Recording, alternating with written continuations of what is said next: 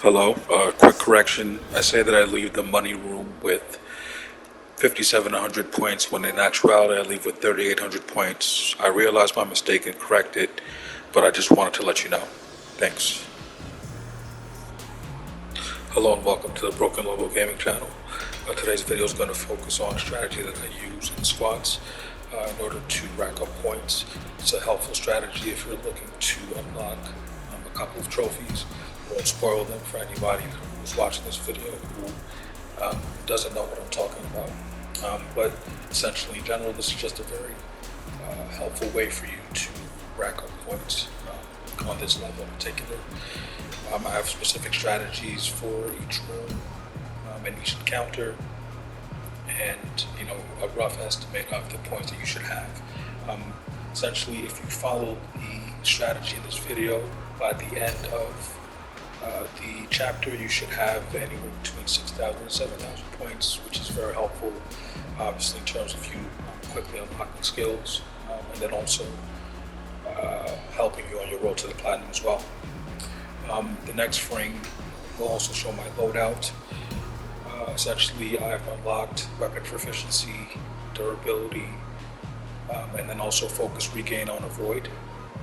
And as you can see, I ended up with about 6,000 or 6,100 points by the end of the chapter. So let's get into it.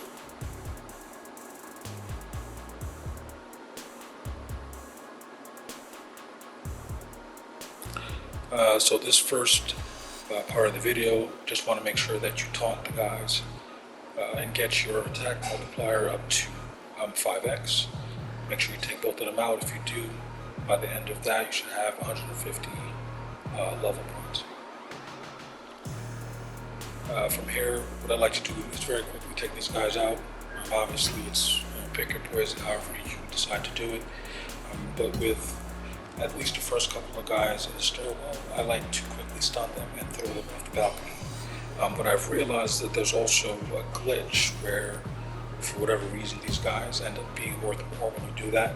It happens intermittently. I'm not sure what really triggers it, but you can actually rack up another 150 to 200 points by throwing these guys off the balcony. I usually try to throw all of them off the balcony. This guy wasn't in position for me to do that, so I just quickly took him out, and then I take a bottle with me into the next room. I think it's a really good idea for you in general to make sure you're bringing a weapon into the next room. It'll obviously break at some point, but it's a great way to sort of set the tone and great for crowd control as well. So by the time you leave this room, you should have at least 100 points. And now in the hallway, the strategy here, I would say, is to always make sure that the attack multiplier is at 5x. You're obviously going to get hit at some point. You want to try to minimize that by anticipating enemy attack animations. They each have their own specific combos. You'll just have to sort of play through the game to understand what those are, but essentially at the last second, make sure you're pulling down and away on the analog, and that should execute and avoid maneuver. And in the event that you find yourself in a pinch, get hit, and you have to reset your counter, you want to make sure you create some space between yourself and the enemies and taunt them from a safe distance. You'll start to sort of understand what their attack animations are. You'll know when it's going to hit. You'll also understand sort of distance as well. So at that point, you'll be able to judge how much space you need in order to taunt them and reset your counter. At the end of this encounter, you should have at least, I'd say, 1,400 points. And this is if you prioritize your health, obviously, over the attack multiplier if you're in a pinch. But at a maximum, you'll have 1,500 points at this point. This guy I like to take out as quickly as possible, sweep him, palm fist, and then sweep again. I wasn't able to do that this time, but was still able to recover the attack multiplier counter and take him out. At this point, you want to avoid the temptation to take the pipe with you. You want to try to take these guys out with your bare hands. because it'll be good for you to save that pipe for later on. So quickly take these guys out, and also remember that there's broom here that you can take. That'll help you sort of even the odds. But as you can see, you've taken out the majority of these people. I think there are only about 3 or 4 people left. Try to be very quick. Take them out as quickly as possible. Now, there's going to be a potential for at least one of these people to turn into an empowered enemy, which could at a maximum result in 500 points. So again, even if you're hit, you want to make sure that you recover, taunt them, or otherwise dodge, or counter, and just make sure that you get your attack multiplier back up to 5x. So as you can see here, I create space. The empowered enemy is kind of chasing me around. And something that I like to do after I've reset the counter is make sure that I'm using either a barrier or a table in order to create space and make them react to me as opposed to me reacting to them. And also, as you can see, I'm also always feathering the block button, and then also holding it once I know that they're within range to make sure that I can pull off an avoid maneuver. So at this point, it's just the empowered enemy, and then also another tough enemy with a pipe left. And as you can see, I kind of run around and create space. I've also unlocked the environmental mastery technique, and so I use all of this to kind of frustrate the AI, keep them reacting to me, and then trying to attack and out-turn moments. At the end of this encounter, if there's an empowered enemy, you should have probably anywhere between 25 to 2,600 points. So well on your way to the 6,000 that you saw at the beginning of the video.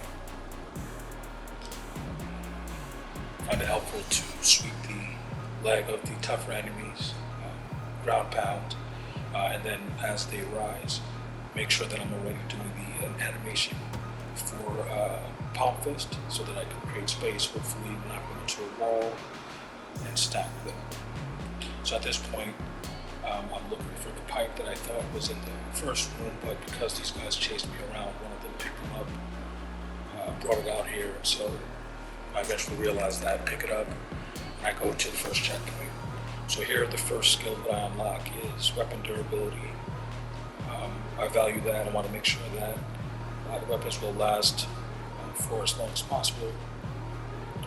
And then also, I'm looking to unlock the chasing strike skill, which I find very helpful because I like to use the directional throw in order to create space when I'm in a crowd. So I'll just quickly take out these 3 ladies at the rooftop, and now I have essentially a almost brand new pipe that I can use against the big guy. So for this encounter, you want to make sure that you allow him to try to grab you at least once. I've killed him before, completing the prompt, and the prompt has just stayed on the screen. I've had to start over, so just an FYI. So now we'll go into the money room. This room, I have a very simple strategy where I like to actually keep everyone close. I think conventional wisdom would be to make sure that you're always creating space so that you're not surrounded, but when you have a room like this where there's a barrier that you can quickly jump over and sort of interrupt their attack animations and reset them, it allows them, or rather it makes them react to you, allows you to be more aggressive. Obviously you'll have to react to them as well, but for the most part, as you can see here, I'm able to quickly take care of these people, bait them into jumping over the barrier, and I'm already sweeping them. By the time they jump over, it makes it easier for me to take them out. So there's one guy here. I was trying to sweep him, but he blocked it. So again, you get hit, it happens. You just kind of create space, reset your counter, try again. In this case, I actually try to take him down in order to trigger an empowered enemy, because you usually get one of them here, which is another 500 points. Fortunately, that didn't happen, but I did leave the room with 5,700 points. So now taking on the twins, I have a brand new pipe. So and it also has the extended durability. So hopefully it'll last while I take on both these guys. Again, I'm moving dynamically. They were able to hit me, but I'm using the table to create space and make them react to me. I've reset my attack multiplier, and now I'm being aggressive with them. Dodging. When I had the opportunity, I was able to get lucky here and sweep him, ground pound, take him out. If you're able to take these guys out at the 5x multiplier, they'll give you 1,000 points. And if you've noticed, your XP seems to be half of the level score, so it behooves you to try to rack up the points so that you can unlock skills even faster. So now in the hangar, I know that there are stealth approaches to this. I usually don't like to do stealth in a game like this in particular. I just like to try to have fun and take on as many enemies as possible. But anybody whose back is turned, I found that a heavy attack normally triggers a takedown event immediately. Like you saw earlier here, I'm creating space, and I'm using sometimes the takedown as an opportunity to interrupt an enemy attack animation.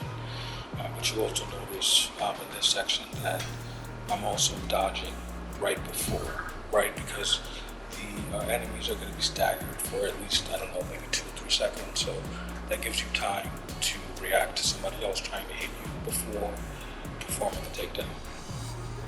And this is how you're able to fight dynamically in crowds without having to worry about constantly being hit or leaving yourself exposed. Obviously, you're going to get hit. It's impossible for you not to be hit. And you'll see that in this section, I actually prioritize my health and my safety over getting the attack multiplier up. I then jumped over the table and reset it. And as you can see now, I have them reacting to me. Dodging, accordingly. And, trying to be aggressive, but also, be aware of my surroundings as well. Again, there's an opportunity for at least one enemy to be empowered or enhanced here. They're typically the enemies with the beefier HP bars, the ones that it seems to take more to take them down. It's usually this woman or one of the guys, I don't remember which. Usually the shirtless guys are the ones that are particularly tough and have the potential to become empowered. Again, I'm getting hit, but creating space and resetting the attack multiplier by taunting them from a distance. There's a 2-for-1 there. As I hit that guy, I'm dodging so that I'm able to avoid her heavy attack. Then it's just a matter of taking her out.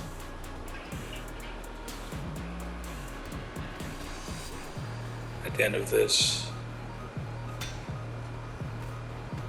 I have 5,700 points. I'm sorry, I said that earlier.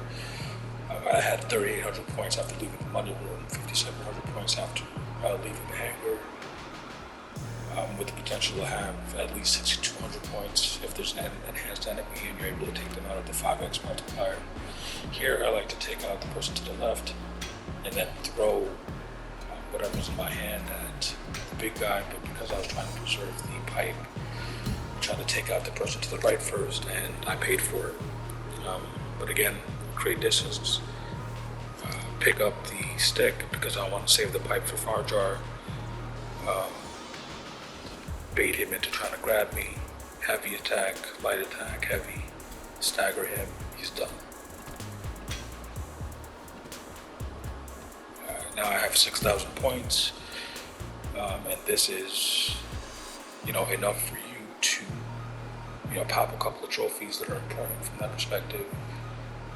From here, it also is it's very important for you from a leveling up perspective. So I've already increased the durability of my weapon, also increased efficiency, so I'm dealing damage to both component and structure. And now I'm deciding on whether or not I want to increase structure or focus with a successful avoid or parry. if you're really good at parrying, I would recommend the parry perk. But I'm better at dodging, so I decided to get the focus perk. Again, I'm looking to unlock the chasing strike, so I paid towards that permanent unlock as well. Now I'm just running to Fajar. As you can see, I have a pretty fresh pipe that I can use to fight him.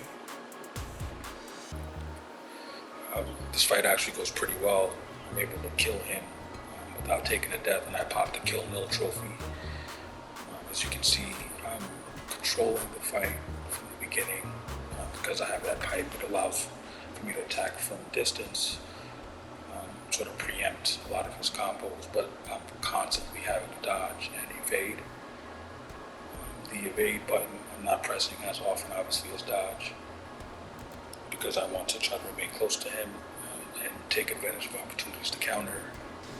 But for the most part, you want to make sure that you're blocking at all times, and then pulling the analog sort of dynamically so that you can bob and weave.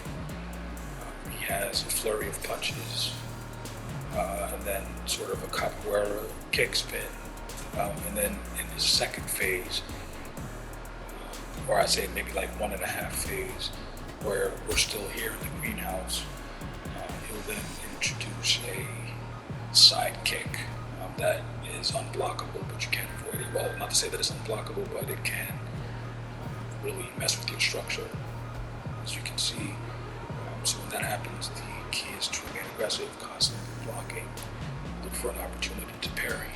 As you'll see here, luckily I'm able to take him out, and now we trigger his second phase, in which case your HP bar will reset. And then it's more of the same here. You avoid him, and what I tried to do here was make sure that I got a piece of bamboo as quickly as possible. And again, trying to set the tone of the fight. At this point, I built up my focus meter because I was dodging a lot in the first phase, so I took advantage of that and swept him. I would also recommend the eye poke into a sweep, but the bamboo strike will allow you to take a healthy amount of HP, while also issuing a lot of stagger damage, or rather posture damage, which would be helpful for you if you're trying to unlock a particular trophy. Or in general, if you're just looking to press the issue and take him down as quickly as possible. As you can see here, I slowed it down just to show you that I'm always moving and blocking, but also attacking. And here I was able to hit him with a tiny parry and take him out. Alright, so that's the end of the video. Hope you guys enjoyed it. Again, I find this strategy very helpful. This is going to be helpful for anyone who wants to rack up points very quickly and unlock skills very quickly. Some of the advice obviously is obvious, making sure that you have the attack multiplier as quickly as possible, but I hope some of the attack strategies you'll find helpful, especially around controlled crowds and tight spaces. Stay tuned for more. The next video will entail the club. As you can see, I'm there underage, and I love getting better. I hope you guys do too. I'll check you out next time. Peace.